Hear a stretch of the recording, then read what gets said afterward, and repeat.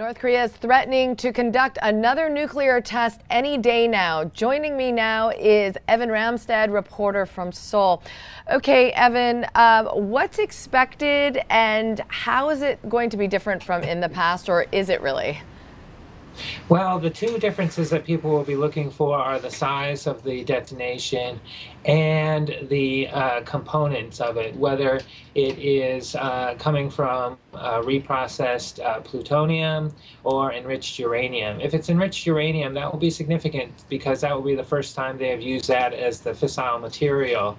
It was a couple of years ago that North Korea brought in an American scientist to explain and show that they are making progress with the enrichment of uranium as a fissile material. But the previous two nuclear tests in 2006 and 2009 were blasts that came from reprocessed plutonium. Okay, and I think a lot of people are wondering why now, and a lot of people I know were hoping with the new leadership under Kim Jong-un, perhaps North Korea would decide it would be a good time to open up to the rest of the world. Another test would definitely isolate the country even further. So any logic or any insight into why now? Well, the logic is that the regime, for its own legitimacy internally, needs to have tension. It needs to have a kind of an enemy out there that it tells the people that it is protecting them from. So that's the kind of the logic. I mean, so they're always sort of portraying either South Korea or the United States as ready to come in and invade. And so therefore, we, the regime, are protecting you with our military and with our pursuit of nuclear power, nuclear weapons, I should say, and our pursuit of rocket capabilities and things like that. So,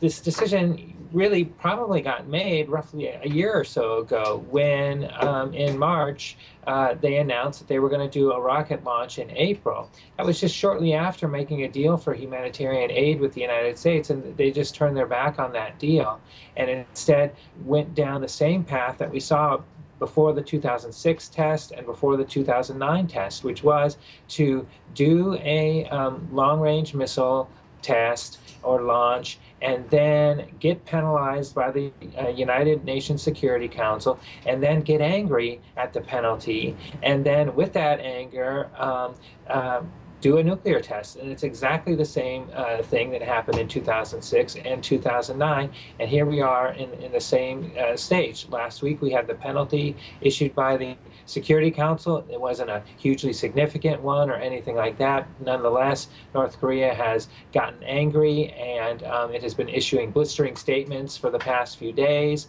And now, of course, they are just outright saying they're going to do another nuclear explosion. Okay, and some people have suggested that perhaps the international community should issue sanctions before the test as a way to prevent this from happening. What type of reaction have we been getting, given the fact that North Korea is going to, from the international community, given the fact that North Korea is indeed saying it's going to go ahead? Well, the international community hasn't been able to stop the previous test, nor have outsiders been able to really have any type of influence on the impact after these tests. North Korea continues to pursue the development of nuclear weapons. It's going slowly. They've been doing it since the 1970s. They don't have a lot of money to do it. They don't have a lot of resources to do it. They have, we think, fissile material for only a few bombs, probably less than a dozen. If they use uranium in this case, that will be quite a step forward and will raise more alarms with people who are concerned about their program and the prospect of proliferation of their capabilities. So this is what people are on the lookout for, but really nobody has been able to have an effect on the strategy of the North Korean regime because the regime is really concerned about its own preservation, and that preservation stems in large part from creating this tension and creating the idea that they are at risk of being invaded or taken over, or some such thing like that among the North Korean people. Okay, thanks very much. Evan Ramstad, who obviously will be keeping us up to date on that situation should North Korea launch another missile test. For more on that story, you could go to WSJ.com. I'm Deborah Kahn.